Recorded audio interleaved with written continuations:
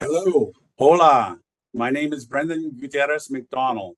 I'm a K&L Gates partner practicing corporate and M&A law. I'm also spearheading the firm's AI Solutions Group. Importantly, given that this is National Hispanic Heritage Month, I must share with you that I'm also proudly Hispanic.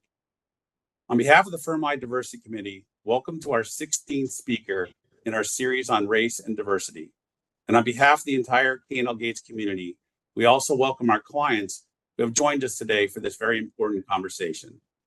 The firm launched the firm-wide speaker series in June 2020 in the aftermath of the murder of George Floyd to have conversations focused on the effects of systemic racism in our society as part of our pledge to listen, be educated, take action, and work together to build a more equitable and inclusive society. We have heard from numerous distinguished speakers throughout this program, including Dean Kevin Johnson at the University of California, Davis School of Law, Reverend James M. Lawson Jr., civil rights leader, revered teacher and mentor to Martin Luther King, Kevin Jennings, CEO of Lambda Legal, who discussed America's fight for LGBTQ plus equality, and the Honorable Tony Coelho, a sixth-term congressman from California and primary author and sponsor of the American with Disabilities Act of 1990, otherwise known as the ADA. Today, in celebration of National Hispanic Heritage Month in the United States, it is my pleasure to welcome our guest, Professor Raquel Aldana, a law professor at UC Davis School of Law. Let me tell you about Professor Aldana. Raquel Aldana graduated from Harvard Law School in 1997. For nearly 3 decades, her professional identity has been as a lawyer and scholar with a deep commitment to leverage the power of law to safeguard rights and to promote social justice in the US and abroad. She began her career as a human rights lawyer with the Center for Justice and International Law in Washington, D.C., where she helped document and elevate cases before the Inter-American System on human rights that involved emblematic gross human rights violations occurring in the Americas. For nearly 3 decades, she continued the work of just nation building in post-conflict societies in Latin America through rule of law engagement with groups like the ABA Rule of Law Initiative and through her publicly engaged speaking and research. Post 9/11, she was drawn to the work of immigrant rights in the US and built initiatives to provide legal services to thousands of immigrants in the US and created innovative educational programming such as the Inter-American Program, the first transnational bilingual educational program at a US law school, dedicated to educate linguistically competent and culturally aware lawyers to work with Hispanics in the US or throughout Latin America. She's also extremely knowledgeable about the history and contributions of Hispanic and Latinx communities in the US, which is the subject of today's conversation. Professor Aldana has been a leader in higher education, having served as president or chair of national professional organizations, as associate dean at US law schools, and then as associate vice chancellor for academic diversity at UC Davis. Currently, she's a professor of law at the UC Davis School of Law and the co-director of the Yoki Center for Race and Critical Studies. And to interview Professor Aldana, K&L Gates partner, Adriana Reyes. Adriana is an immigration law attorney and focuses her practice on advising employers and obtaining work authorization for foreign workers, as well as foreign entrepreneurs in obtaining immigration benefits through their investment. Adriana, please take it from here. Hi, Brandon. Thank you. And thanks everyone for joining. Professor, what a privilege it is for me to be here today, finally having this conversation. Our audience does not know that this has been a long time in the making. We started this conversation last year, and to be finally here having this conversation with you is very exciting for me. And we do have a very, very ambitious program today. And before I dive into it, I know that you wanted to tell us a little bit more about your story. And why don't we start with that? And then we can dive in real deep into our topic today. Oh, thank you so much, Adriana. Thank you also to Brendan for such a kind introduction. I want to commend your law firm for deciding to engage in these conversations. I do think educating ourselves is an important initial step towards achieving collective awareness to how to do better in our society. So I want to say thank you so much for that. I identify as a Latina. You will hear me in my presentation talk about Hispanics. It's easier to use the word Hispanics because it doesn't have a gender, and we're still trying to debate, what do we call ourselves outside of the term Hispanic. So I'll make it easy for everyone and refer to ourselves as Hispanic. But the reason I use Latina is that I also am an immigrant. I came to the US at the age of 10 from Central America.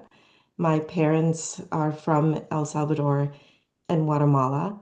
And in recent years, I have very intentionally been very explicit about my identity, both as an immigrant and also from Central America, because just my identity in the spaces that I have been able to occupy is a contestation of narratives that sometimes are not kind to our lived experiences. And so I'm very grateful that I have been able to occupy spaces of privilege in the United States, and that my very presence, whether in the classroom or in professional spheres, allows me to have a narrative that defies contested dominant narratives that sometimes are espoused in the broader society. Thank you, Professor. And, as Brendan mentioned in the introduction today, we are here today in celebration. We are celebrating National Hispanic Heritage Month which started as a week-long celebration with President Johnson and then got expanded into a 30-day event. It runs from September 15 to October 15, and that period is relevant and important because it does cover the Independence Day of various countries in Latin America. But I personally think it's not only that. It's not just about, independence for our Latin American countries, and going into that is not just about culture and celebrating that. I think, to me, the word heritage is there very intentionally, in the sense that for us not to forget the legacy that our community has brought into this country and the impact that it has had in our everyday and our legal framework. And to me, that is very powerful. And I would like to hear from you, in your opinion, which factors have shaped the formation of our Hispanic identity here in the US? Yeah, great. Thank you. First, let me offer a general framing of my remarks by giving a brief explanation of how in the US we have come to understand the meaning of the word Hispanic. So Hispanic is the way we are officially counted in the US Census, and that really was only as of 1980. And this term refers to ethnicity, not race. But this isn't to say that Hispanics lack racial categories. According to the Pew Research Center, right, we are currently around 64.5 million strong as of 2021, which is approximately 19% of the overall US population. And racially, we identified 16% as white only, 1% as Black only, 44% as multiracial, 35% as some other race only, and 2% as Native Hawaiian or Pacific Islander. So it's a range of racial diversity, but what unifies us, right, is this idea of ethnicity, which is a shared collective historical, cultural, linguistic factors. Having said that, I do want to suggest that the factors that have contributed to the formation of Hispanic identity in the US, in particular, cannot be disentangled from key interrelated historical, political, and legal factors. So I want to add complexity to this understanding of what Hispanic is. And I want to talk about 5 different factors. The first is the early construction of Mexicans, and by extension, all Hispanic as white, by virtue of the Treaty of Guadalupe Hidalgo of 1848. The second is the discriminatory social treatment, especially of Mexicans, but also other Hispanics, as racialized minorities, subject to similar forms of discrimination experienced by Black Americans during the Jim Crow period, especially in the Southwest. Third was this resulting paradox of Hispanics being treated as legally white, which certainly provided some legal benefits, our ability to naturalize, for example, but also as socially undesirable or inferior without the ability to claim equal protection under the law.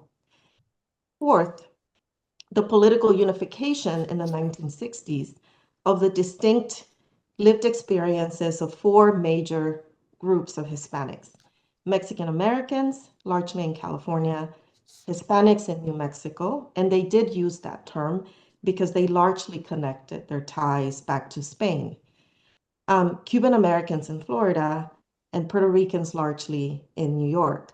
Eventually, these communities had to reach consensus around what to call ourselves, and that had to be negotiated with the federal government, and it would lead us to adopt the word Hispanic as a way to self-identify.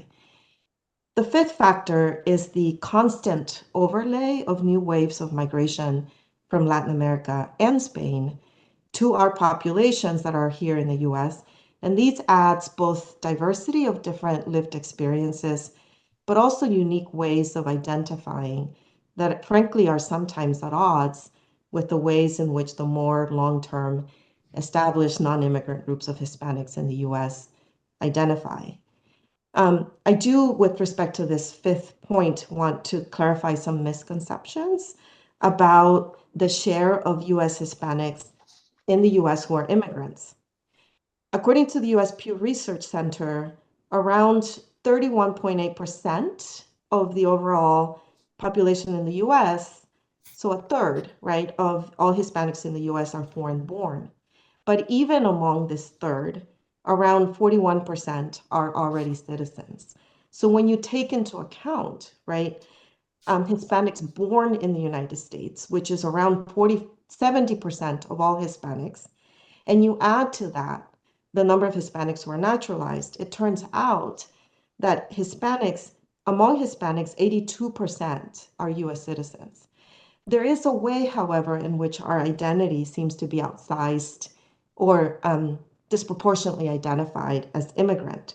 There's nothing wrong with our identity as immigrants, but I do think that I want to clarify that in fact only 20% of our population is actually not US citizens.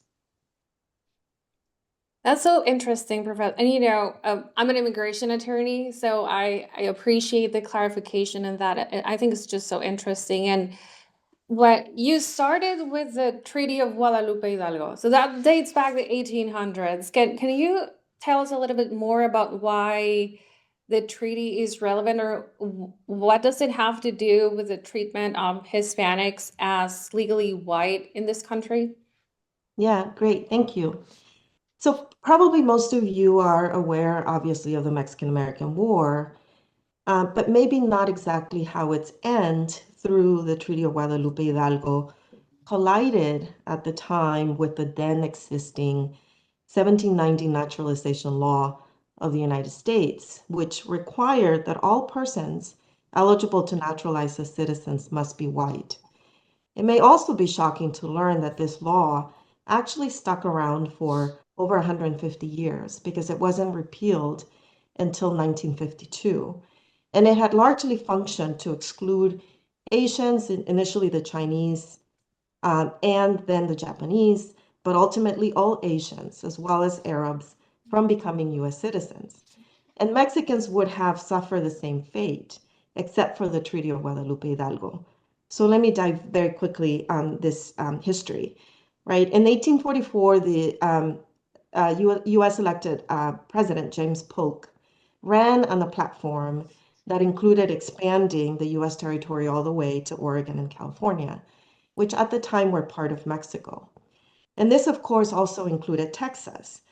And at this time, Texas considered itself an independent nation and had done so since 1822, although this was contested by Mexico, which still viewed Texas as Mexican territory. Then in 1845, Texas opted for annexation to the United States, but the US and Mexico could not agree on where exactly the Texas southern border lay. So, for example, Texans claimed that it laid in the Rio Grande, whereas Mexico wanted it up north in the Nueces River. So President Polk tried to negotiate with Mexico by paying it around $5 million, not just for Texas, for the Texas border being in the Rio Grande, but actually for all of the territory that we now know as Oregon and California and everything in between. As you can imagine, Mexico refused, and the US sent troops, which led to what we now call the US-Mexico War, and which lasted for 2 years until 1848. And this is how the Treaty of Guadalupe comes in to end the war. And then just briefly, right, through the Treaty of Guadalupe, Hidalgo, 525,000 square miles of territory that used to be Mexico became U.S. territory. And this includes all or parts of what we now understand to be Arizona, California, Colorado, Nevada, New Mexico, Utah, and Wyoming. It also resolved the border disputes with respect to Texas and clarified that the U.S.-Mexico border would be at the Rio Grande mark. And so the U.S. paid Mexico $15 million. It also, however, gave citizenship rights to any, at the time, Mexican national who chose to remain in territories that would now become U.S. land. And so as part of this treaty, right, Mexicans became naturalized. And given the existence of this law in 1790 that required whiteness, right, the only way without repealing that law that Mexicans could become naturalized citizens was by legally treating them as white. And that's how Mexicans became white in the United States. So that's the reason why to give a little bit of personal context here, I am also an immigrant. I applied first for legal permanent residency and then for naturalization. And I have here in front of me one of those forms that I completed at that time and that we complete for our clients. And when it talks about the biographic information, I have two separate categories. I have ethnicity with Hispanic or Latino or not Hispanic or Latino. Those are my two options. And then on the other side, a separate question about race, and something that, even for me in terms of identity has been a little bit conflicting is I have to check the box white, looking the way I do. So that is the legal treatment that was originated from the treaty. Now, did that also translate to social treatment? I know you were talking earlier about that paradox between legal treatment and social treatment and how that eventually originated a lot of the activism that we have now. Can you tell us more about that paradox and that fight for equal treatment? Yeah, absolutely. Thank you.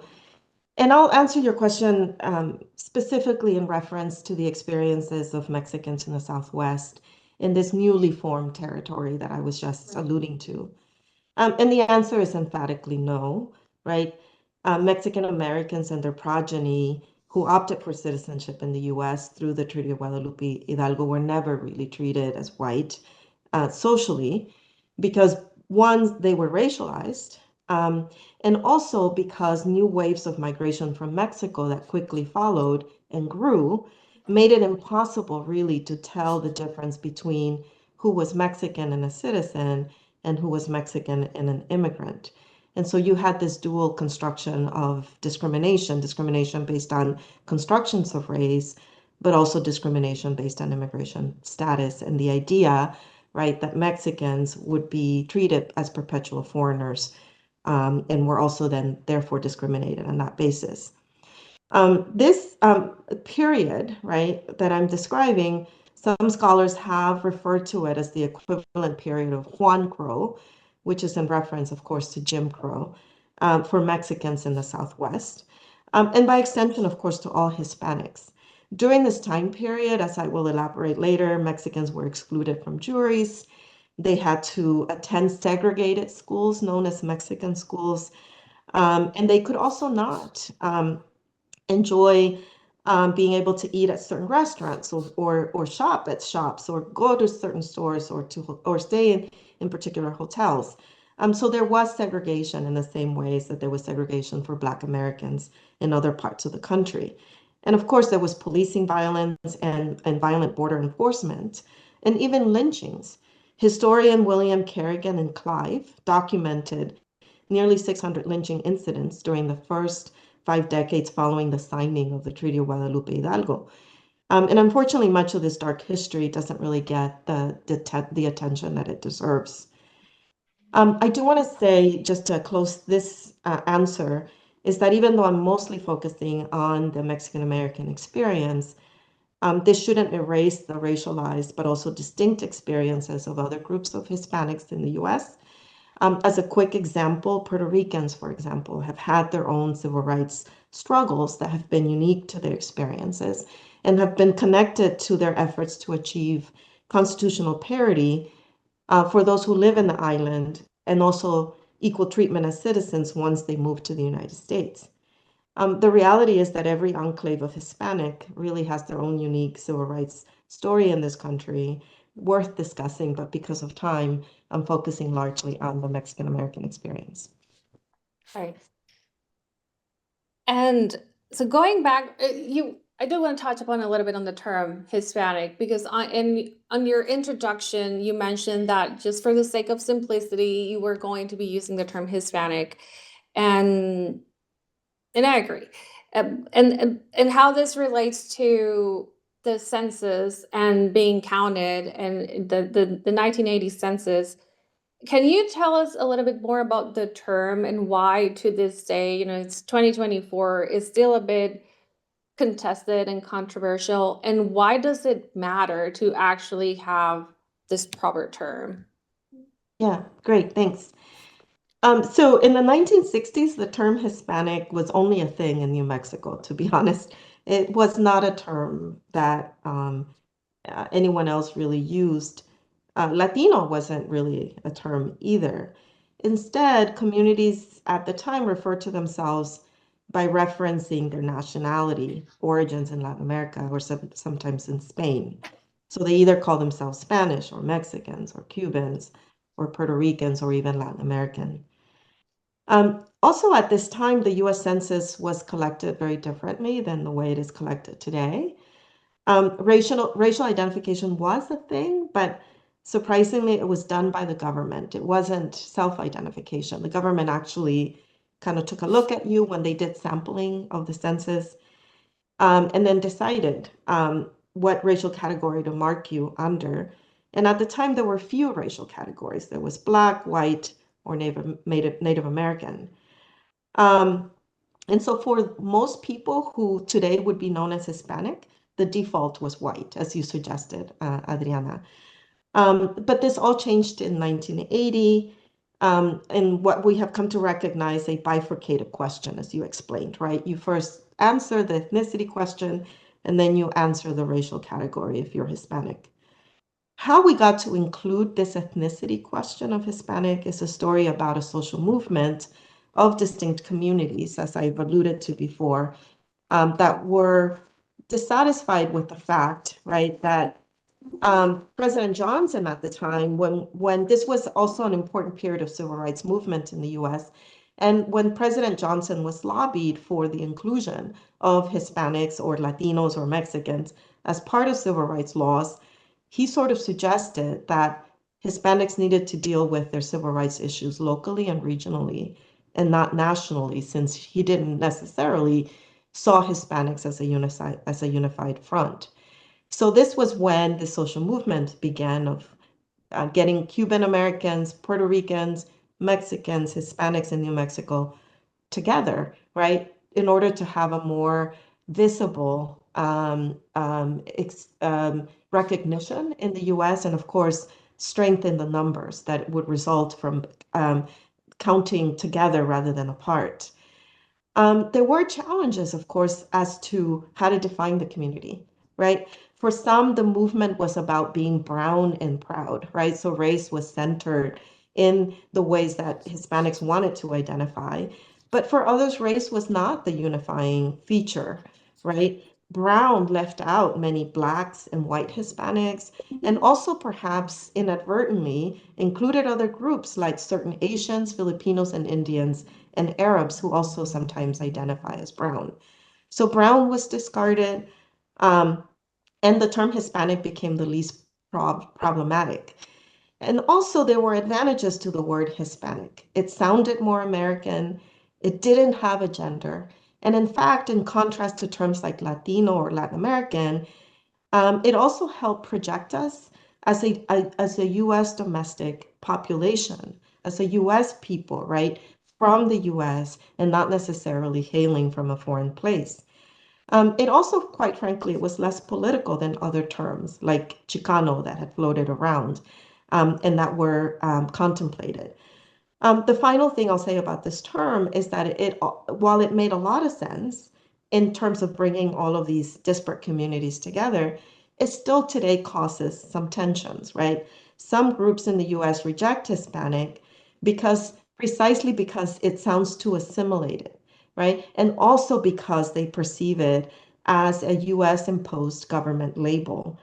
They opt instead for terms like Latino or Chicano or back to Puerto Rican, Cuban, Mexican, precisely because these terms connect them to their identities, their lived experiences, and even to their political ideology.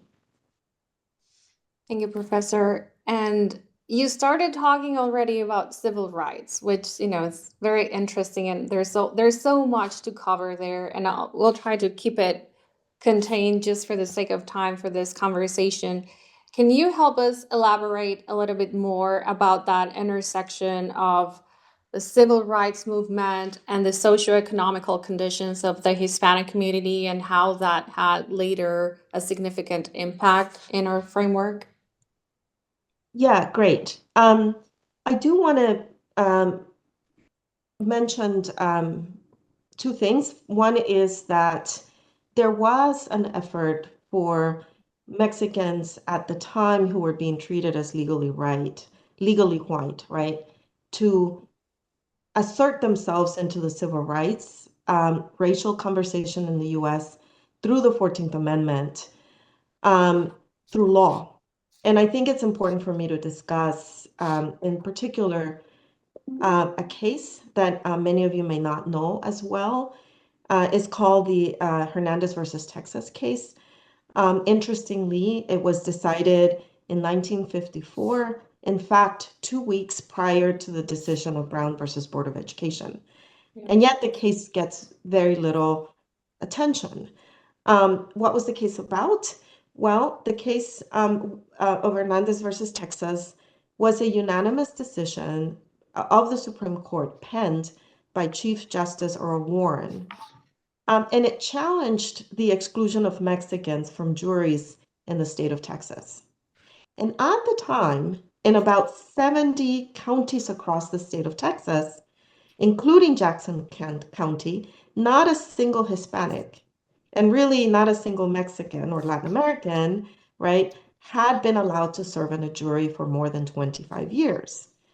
And Hernandez involved a murder case.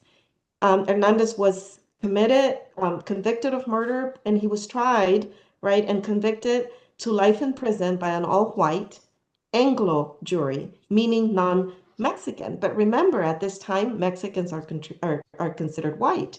And so when Mexicans are saying, we're being excluded from jury, the response to them is, that's not discrimination because you're white.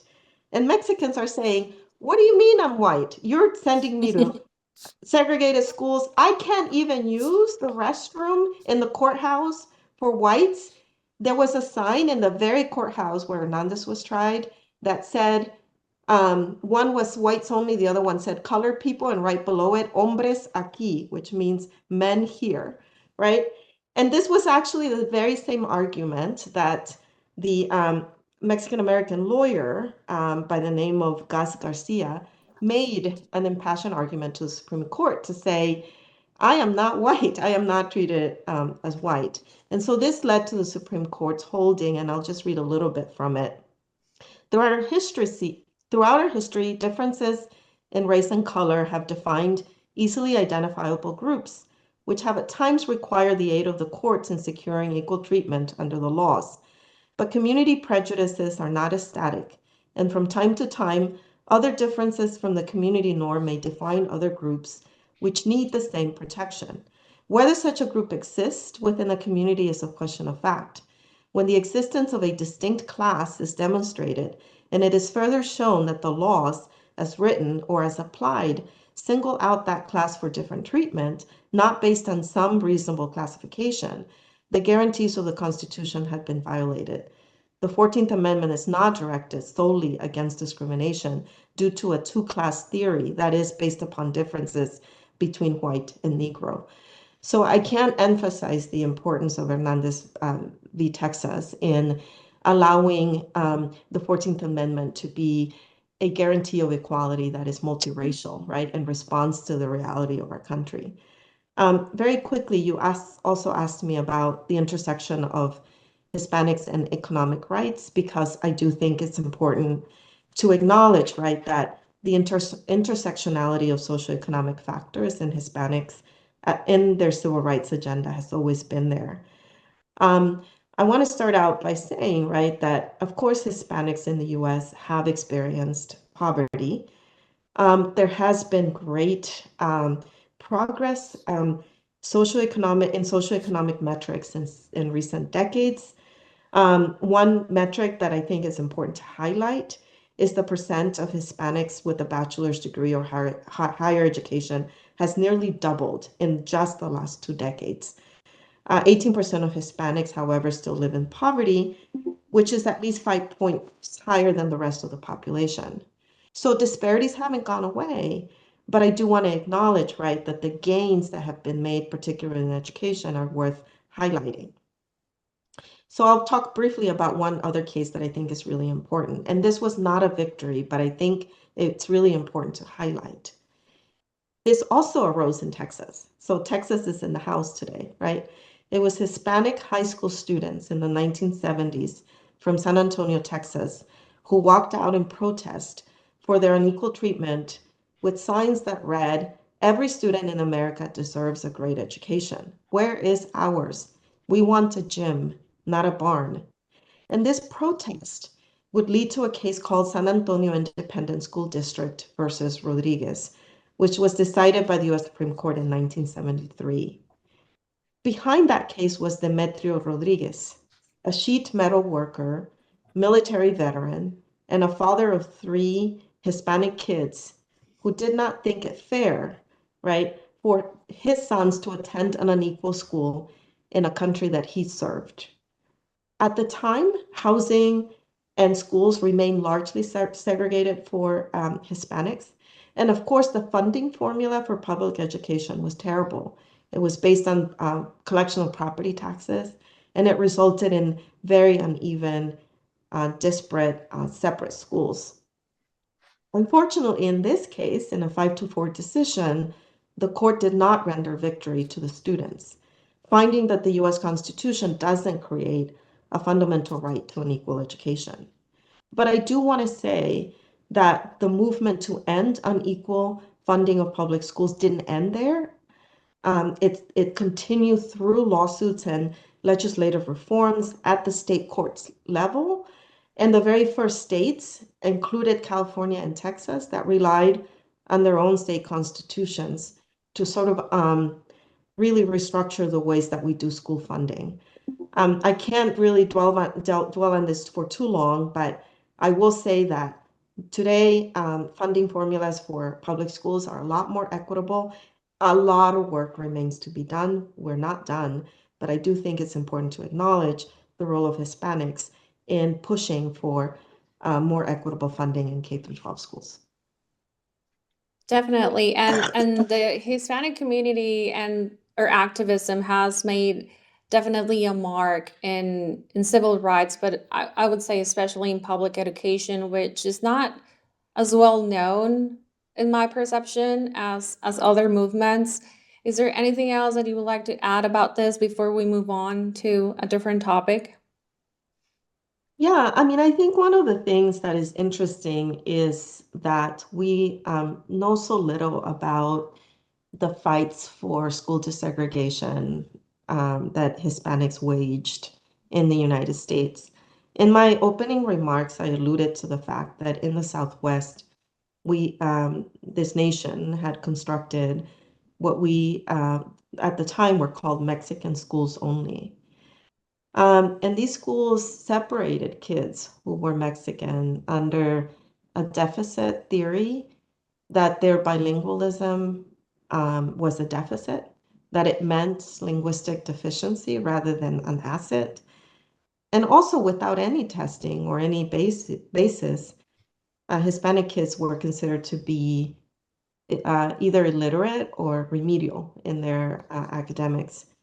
And so this quote unquote benign treatment of Mexicans meant that in order to serve them better, we were going to separate them so that they could advance. But these schools that were created, these Mexican schools, were absolutely horrific and were not obviously advancing these kids, but rather keeping them in the space in which they were being treated as inferior. And so way before Brown versus Board of Education, this is cases that were ultimately decided in the 1950s. It was Hispanics who desegregated, not at the national level, but at the state level, it was Hispanics who desegregated schools in California and schools in Texas. So I want to mention a couple of cases very quickly. In California, it was a case of Mendez versus Westminster, which was decided in 1946 by the Ninth Circuit. This was a case that was litigated by LULAC, which was one of the first civil rights organizations for Hispanics. And it involved a plaintiff, Sylvia Mendez, who was a 5-year-old at the time. And she was one of 4 families who filed this class action lawsuit against the Westminster School District in a federal district court, right? Their argument was, my bilingualism doesn't mean that I'm inferior, and the schools in which you are educating me are. And the Ninth Circuit agreed. And by agreeing, the Ninth Circuit essentially forced the state of California to get rid of Mexican schools. A similar case arose in Texas. It's called Delgado versus Belstrop, and it was decided also in 1948. And it similarly desegregated Mexican schools in the state of Texas under this idea, right, that separate did not equate equal. And so I want to highlight, right, that these cases were important. They occurred nearly a decade prior to Brown versus Board of Education. And I think they deserve attention. I'll say that Sylvia Mendez, who's now in her 80s, right, received the President Medal of Honor under President Obama in 2011. And she's been going around the country sort of telling the story of civil rights litigation by Mexican Americans to desegregate schools in the United States. And there is a very interesting documentary about that case that is going around too. So, for the notes and to do, I would recommend everybody that is watching today to check that out as well. It is very, very interesting, especially because, like you said, it comes so many years before Brown, which is probably the most common case that we have. Okay. Just to make sure that we hit all the marks, and like I said, we have very ambitious programming today. We're a law firm right now, here, right? And something that comes up very often in these conversations is representation and why that really, really matters. And also our audience today is largely legal, right? Naturally. And I wanted to ask you, because you were giving us some numbers earlier today about the census and the makeup of the community in this country, yet I would anticipate that does not necessarily translate to a representation in the profession. So I don't know if you can help us just put that in context. And what is the makeup of our community in the US versus our representation in the profession, and if there's anything that we can do to just bridge that gap? Yeah, great question. So yeah, just to remind us, right, Hispanics are around 20% of the overall population in the US. And of course, we're not evenly distributed there are states that have a much greater share of Hispanics. I reside in California, where Hispanics are over 40% of the population. And In fact, in terms of students who are graduating from K through 12 schools, we are over 50% of all students who are graduating from those schools, right? So a huge presence of Hispanics. And yet, shockingly, including in the state of California, Hispanic lawyers are only around 6%. So this is both a nationwide and a statewide statistics. And so let me start with the more positive understanding of this. I mean, at some point, right, there weren't many women lawyers, right? And there was enormous progress that has been made in recent years. The ABA produces a report every year on the legal profession, and they include a lot of demographics. So I'm going to rely on those demographics to give you a sense of what I'm saying. So this 2023 report states that there are today around 1.3 million lawyers in the United States, and 39% of those lawyers are women. And this is a dramatic increase since the 1970s, when women were only 3% of lawyers. Can you imagine? So I have faith that this is going to change for Hispanics as well. So the representation of lawyers of color in the profession is also not doing well, but we are catching up to the amazing gains of women. Today, women outnumber men as law students in 162 law schools. And I'm not saying that that's a good thing. We still need the men in the profession, right? But I do want to acknowledge, right, that women have made great, great strides. So how are lawyers of color doing? Lawyers of color are 21% of the profession. And Hispanics and Asians are the largest representation of that 21% at 6% each. Although, of course, Hispanics, right, are a much greater share of the US population at around 20%, as compared to 7% of Asians. And so if you simply look at parity between the proportion of the population and then lawyers, Asians are doing much, much better because it's 6% to 7%, whereas for Hispanics is 6% to 20%, right? Just to compare us to other groups, Black lawyers are around 5%, and they comprise nearly 15% of the US population. So Hispanics and Blacks are really the lawyers who are the least represented in the profession. I also want to say that the diversity of lawyers in private firms is growing, and I'm glad to see you, Adriana, and Brandon, and others at your firm. It's important. And the good news is that there is also diversity growth in the highest ranks. 11.4% of all law firm partners today are lawyers of color.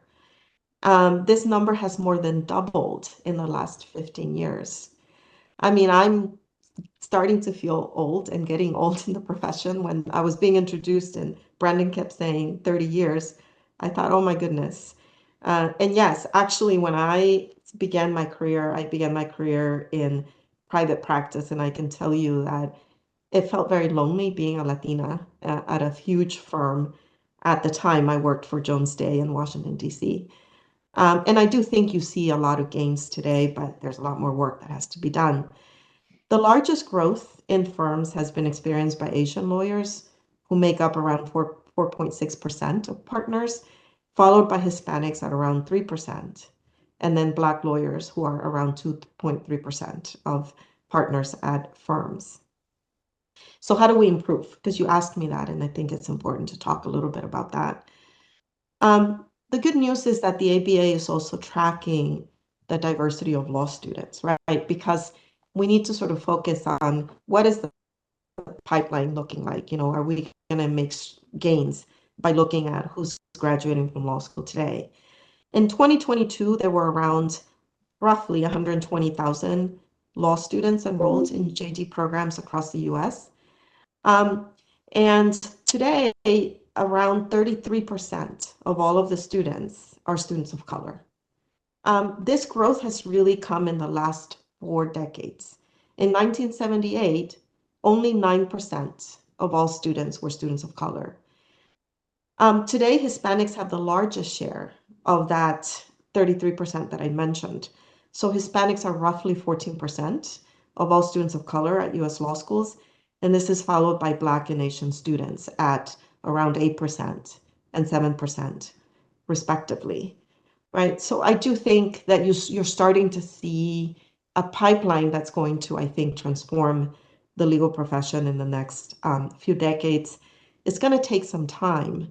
As you know, I'll end my answer to this question with a reflection on the fact that, of course, affirmative action in higher education is now over with the recent Supreme Court case. Um, it's interesting because in the state of California, right, in fact, we haven't had affirmative action in higher education for decades because of Prop 209. And so Prop 209 has prohibited the state of California from relying on race for any, really, for any kind of, by any public entity, including higher education. And yet we have achieved a tremendous diversity, and some of that is just simply the sheer demographics of the US.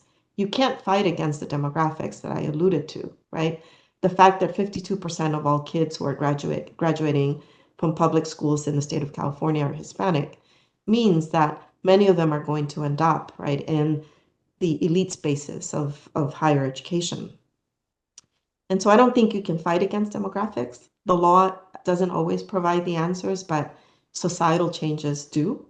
And I think this nation is being transformed in ways that I think are going to essentially make law irrelevant to the project of diversity. So that's one thing I will mention. The other thing is that California also innovated a great deal to think beyond race, right? So one of the things that we have done in the state of California is to think about metrics like first generation students or metrics that get us closer to the idea of economic justice, which has always been important to Hispanics. And so we have relied on admissions that sometimes help us diversify our population, that is also responsive to the project of higher education, which is to be a real engine for social mobility for people. And that's why I believe so much in higher education and the potential that it has, right, to create economic justice and with it, racial justice for our multiplicity of diversity represented in the US society. And let me just ask you one more thing about this before we do close, because I don't want to just leave it on the table. And it is not just numeric representation, right? There are other factors that are important to improve the state of diversity. I don't know if you have an opinion about that, just beyond numbers, what else we can do in our profession to improve this. Yeah, no, absolutely. I think numeric representation is only one metric, and it should only be the beginning of an assessment of how we're doing. I do think that it is important to ensure that we are in all spaces, right? I think one of the things that I'll speak for myself, having grown up in Latin America, at least as a child, but also having a transnational identity because I became a human rights lawyer, which gave me the opportunity to go back home in a different way and help those nations grapple with their own sort of struggles for democracy, right? What that taught me, right, is that in Latin America, because we are Latin Americans, we don't grapple with issues of underrepresentation in the judiciary or underrepresentation in STEM, right? Even moving beyond law. Like, who are the engineers of Latin America? Well, they're Latin Americans. Who are the scientists of Latin America? Well, they are the Latin Americans, right? And so I think that for me, my transnational vision of knowing that our smartest philosophers, writers, novelists look like me, right, mean that I don't have the stigma that many Hispanics in the US face when they're told you don't occupy the engineering spaces or you don't occupy the science spaces, you don't occupy the spaces as partners or you don't occupy the spaces as judges. I do think it is important for us to see ourselves represented, right? For us to envision in this country as Hispanics, as a domestic US project. I think it is important for Hispanics to start to see themselves represented in all levels of society, which is why I began my remarks, right, when I began to speak about the importance of me saying I am Central American, because my very presence in the law school classroom at a top law school, right, teaching, which is here in the U.S. a revered and elite profession, right, allows my students who are Hispanic and others, right, to feel inspired, and also to see themselves as possibly in my space. I didn't say this, but we have started Latina law faculty have started to organize ourselves in recent years. We've constructed a group of us called GOLILA. It's Graciela Olivares Latinas in the legal profession. Turns out, this may surprise some of you, that the very first Latina law professor in the US was Mexican American Graciela Olivares from Arizona. She started teaching in 1972. So, which means that before that year, we didn't have a single Latina teaching in the law school classroom. And today we've been counting ourselves, right? Who are we? How many are we? And we've counted, close to 200 of us. We've made tremendous progress, right, in the last few decades. 1972 was the year I was born. And the idea, right, that the woman that first began in this arena in the US began the year that I was born. But now we are so many, right, allows me to be able to feel inspired. But I think that, again, is a project that we all have to kind of take up in our different ways from our different spaces. Well, which brings me to my last point, which is the call to action. And, what what can you share with us about what can we do? How can we as individuals or community, legal profession in our different areas of life, how can we get more involved and support the movement? Whether it's civil rights, representation, diversity, how can we help? Are there any organizations, resources that you would like to share with us just to put that as part of our closing? Yeah, no, thank you so much. I love this question. Well, first I want to commend you. I'm looking at the number of attendees, and it's a lot of you. So thank you, thank you, thank you for being here this morning. I do think that the very project of educating ourselves is the first step, and I appreciate the time that you're giving me. I know you're very, very busy.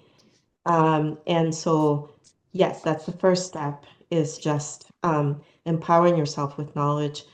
The second thing I'll say is that you really should understand your own power from the space in which you operate. And so I will assume that I'm mostly speaking to lawyers, and I will assume that I'm also mostly speaking to lawyers in private practice.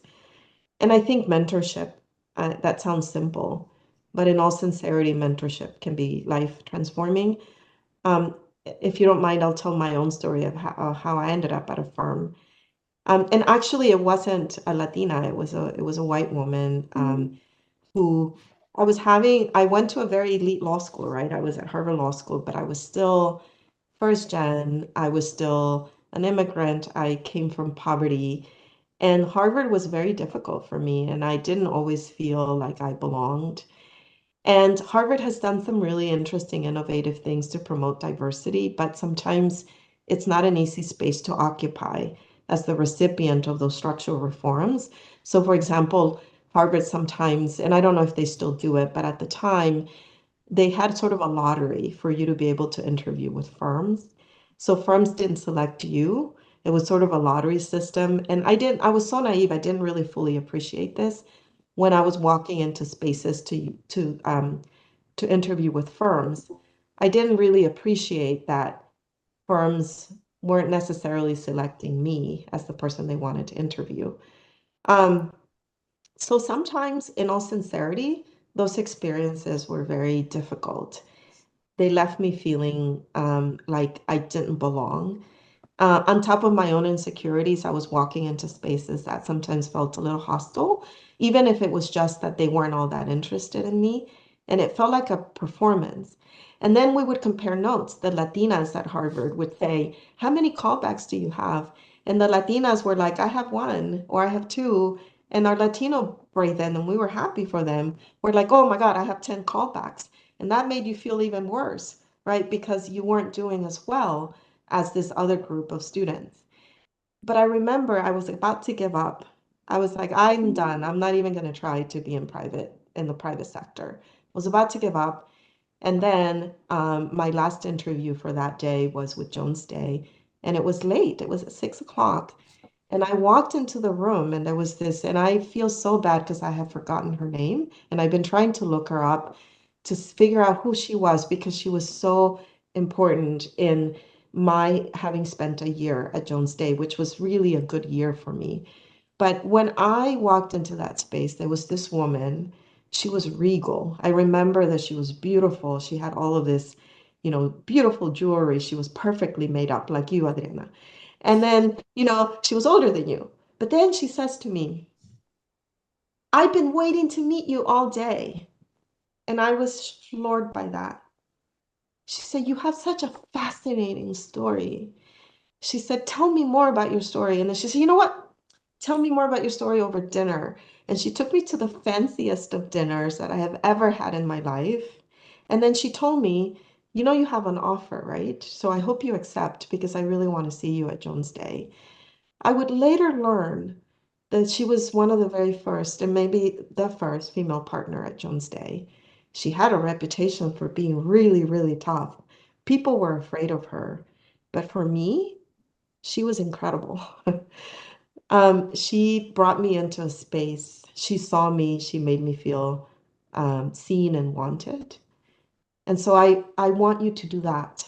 I want you to see people who are different from you, but who actually might be more similar to you. I imagine that this woman who brought me into Jones Day decided, oh my gosh, she reminds me of me when I was that very first female lawyer who walked into that firm and had to fight her way up the ranks, right? And I think she wanted to pull me in.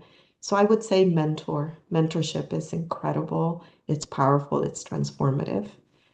And beyond that, I do think giving money, giving your time to causes is really, really important.